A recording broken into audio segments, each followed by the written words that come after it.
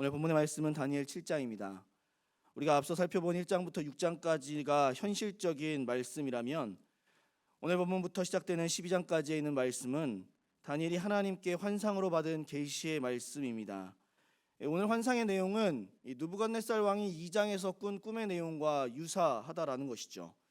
느부갓네살 왕이 2장에서 꾼 꿈의 신상은 지금부터 앞으로 세계를 다스리게 될 이 네 나라에 대한 내용이었습니다.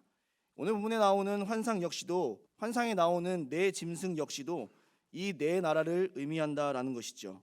네 나라는 어떠한 나라이냐면 바벨론, 페르시아, 헬라, 로마의 이 네 나라를 말씀하는 것입니다. 오늘 본문 17절 말씀을 보시면 그 네 짐승은 세상에 일어날 네 왕이라라는 말씀을 통해서 우리는 그 사실을 확인해 볼 수 있다라는 것이죠. 따라서 지금 이 네 나라는 다니엘의 시점으로 봤을 때 지금 현재 다스리게 될 나라를 의미함과 동시에 앞으로 나타나게 될 새 나라를 의미한다라는 것이죠. 이 환상의 내용이 우리에게 가르쳐 주시는 그 핵심적인 메시지는 무엇일까요? 이 네 나라를 통해서 모든 믿는 자들이 환난과 어려움을 당하게 되겠지만 그럼에도 불구하고 우리가 굴하지 말아야 한다라는 것입니다. 왜냐하면 최후의 승리자는 우리가 될 것이기 때문에 그렇다라는 것이죠. 그 사실이 바로 오늘 본문 18절 말씀입니다. 18절 말씀을 보시면 이렇게 말씀하고 있다라는 것이죠. 지극히 높으신 이의 성도들이 나라를 얻으리니 그 누림이 영원하고 영원하고 영원하리라 라고 말씀하고 있다라는 것입니다.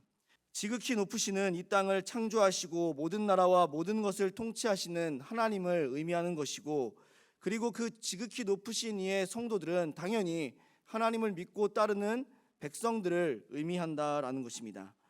따라서 하나님을 믿고 하나님을 따르는 자들이 나라를 얻게 될 것이고 그 나라는 영원할 것임을 분명하게 말씀하고 있습니다. 그렇습니다. 우리는 이 세상에서 살아가는 모습을 바라보면 환난과 어려움을 당해서 패배자처럼 보이고 비참한 삶을 살아가는 것처럼 보이지만 실상은 우리가 절대 패배자가 아니라는 것입니다. 마치 세상의 통치자들의 모습을 바라보면 그들이 승리자인 것처럼 보이지만 우리가 승리자라는 사실을 잊지 말아야 한다는 것이죠.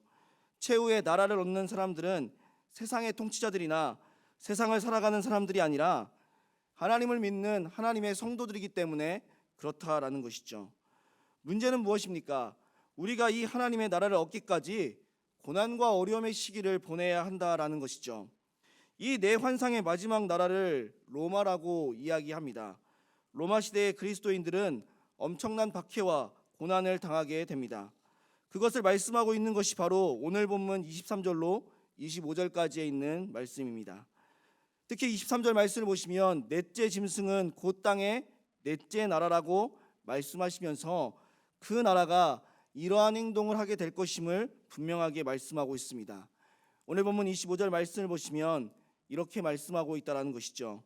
그가 장차 지극히 높으신 이를 말로 대적하며 또 지극히 높으신 이의 성도를 괴롭게 할 것이며 그가 또 때와 법을 고치고자 할 것이며 성도들은 그의 손에 붙임 바 되어 한 때와 두 때와 반 때를 지내리라 라고 말씀하고 있습니다. 역사적으로 그리스도인들이 엄청난 박해를 받은 시기는 바벨론의 시기도 페르시아의 시기도 헬라의 시기도 아닙니다. 물론 각각의 시대마다 어려움을 당하고 환난을 당한 것은 사실입니다. 하지만 정말 그리스도인들이 멸망을 당하겠구나, 이제 교회는 끝이 나겠구나 라고 생각할 정도의 환난과 핍박이 임한 시대는 로마 시대였다라는 것을 생각할 수 있어야 합니다. 로마는 네로 이후로 그리스도인들을 엄청나게 핍박하였습니다. 모진 박해와 어려움이 있었음을 우리는 역사를 통해 잘 알고 있습니다. 로마의 상징과 같은 콜로세움에서 많은 그리스도인들이 죽임을 당하였습니다. 그러면 세상의 모든 사람들도 당연히 이와 같이 생각했을 것이라는 것이죠.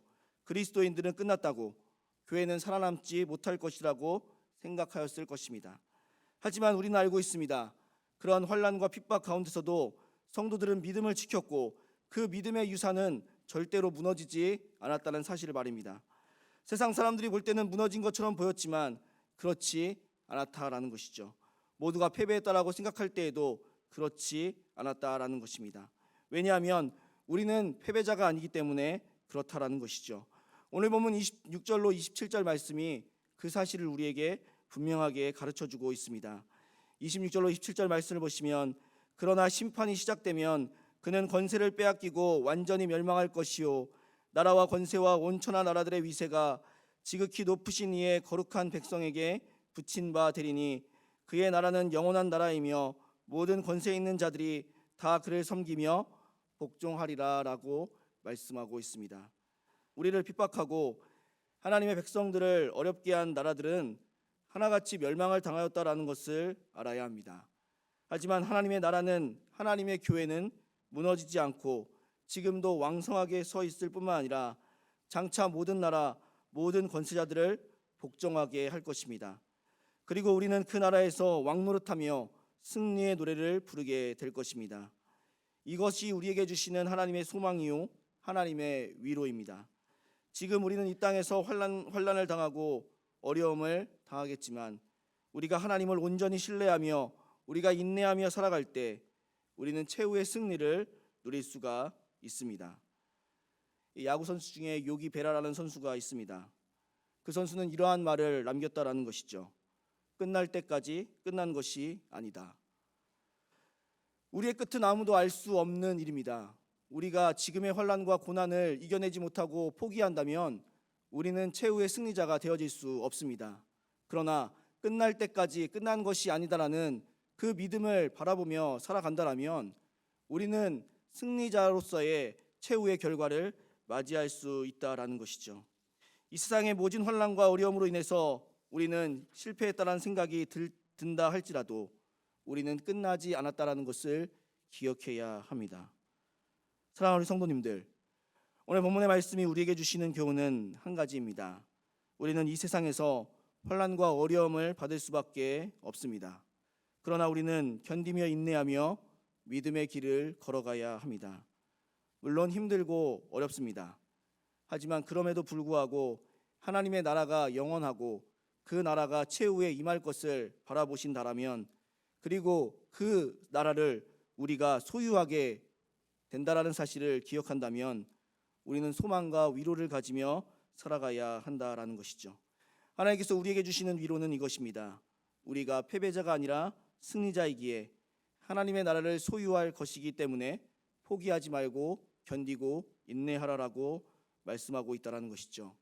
오늘도, 아니 매일매일 우리의 승리를 확신하며 어떠한 환난과 어려움 가운데서도 인내하며 견디어 믿음의 길을 걸어가실 수 있는 우리 모든 성도님들이 되시기를 주님의 이름으로 소원합니다.